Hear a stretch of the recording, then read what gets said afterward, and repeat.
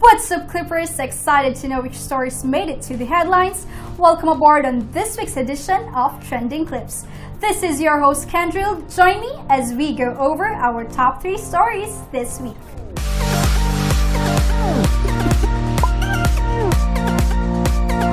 Shout out to fresh grads and first-time job seekers. Now you won't have to worry about paying for your pre-employment requirements. On April 10, President Rodrigo Duterte signed into law the Republic Act 11261, or the First-Time Job Seekers Assistance Act, waiving fees and documents needed from various government agencies. According to Senator Sani Angara, the move will give financial relief to over 1 million job seekers in the country annually. He also added that the signing of this law is an example of how the government puts the interest of the people over profit. To avail of the benefits, first-time job seekers must secure a barangay certificate proving that they are indeed first-time applicants. Under the new law, application for the following documents will be free of charge: police and barangay clearance, medical certificates from government clinics and hospitals, NBI certificate, birth and marriage certificates, tax identification number, transcript of records from state universities and colleges, and the Unified Multipurpose ID card, among others. The rates for these documents range from 100 to 400 pesos each, so according to Angara, this law can help ease the financial burden that first-time job seekers are faced with.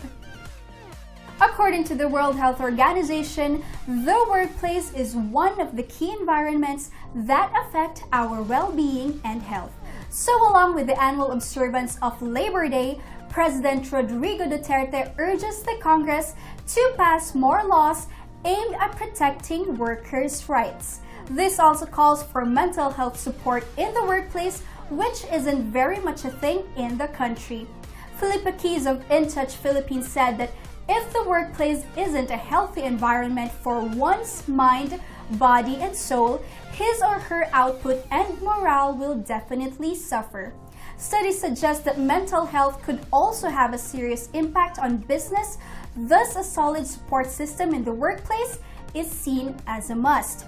So in line with that, the Youth for Mental Health Coalition Incorporated in Bacolod has called for the urgent implementation of Republic Act 11036, or the Mental Health Act, which also includes putting mental health personnel and conducting trainings within workplaces.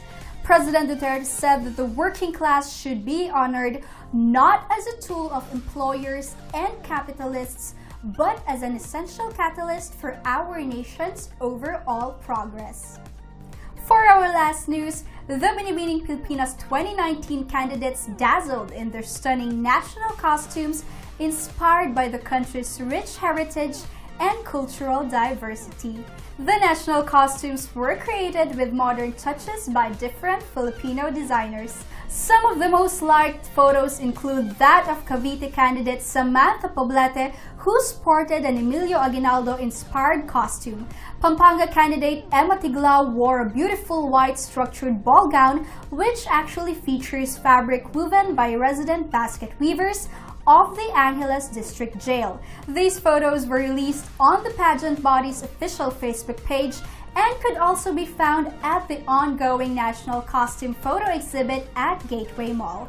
The National Costume Contest will happen on May 29 at the New Frontier Theater, and the Coronation Night will be held on June 9 at the Araneta Coliseum. I hope you enjoyed this week's top stories. Tune in for more by liking and following us on our social media pages that you can find below this video, and be sure to subscribe to our YouTube channel. Thank you guys for watching. See you again next week. This is your host Kendrill, and this is Trending Klipps.